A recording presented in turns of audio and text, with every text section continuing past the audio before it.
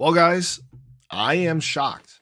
I am shocked that there is actually finally a level of follow through when it comes to this SHIB ecosystem development team. Now, many people have written them off. I haven't completely. I've told you guys this before. I'm kind of in just like a wait and see mode to see if they have finally get their butts in gear and do the right things.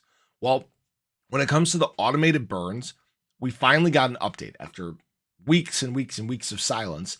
We finally found out that this automated burn function is in fact going to be deployed on testnet this month. So that is exciting. That is a step in the right direction. Now, what they said obviously is this is so that they can test and refine the mechanism, ensuring efficiency and bolstering reliability before transitioning to mainnet.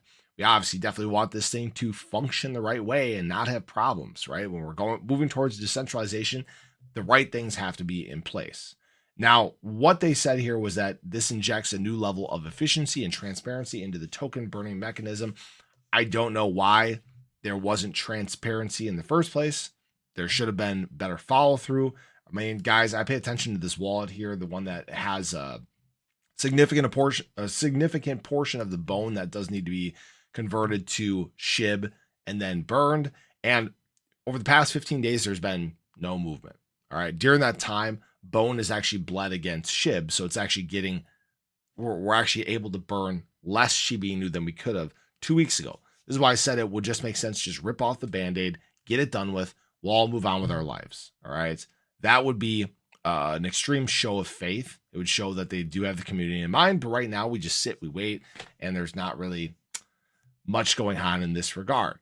Now, again, I hope they do get things figured out. And the big reason I've said this before is that this is something that could make Shiba Inu hyper deflationary. I know that the fees obviously have fallen back to the point where they're essentially nothing. You know, the transactions have fallen down heavily too.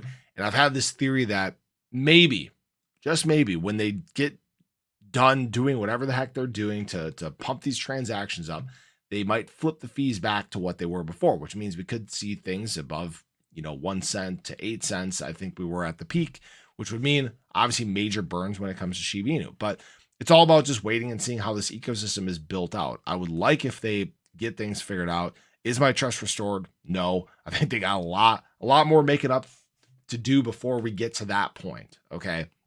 But it's the nice thing is it's at least a step in the right direction. Anything that can be done to take the power out of the hands of this ecosystem development team, I think is a good thing. All right.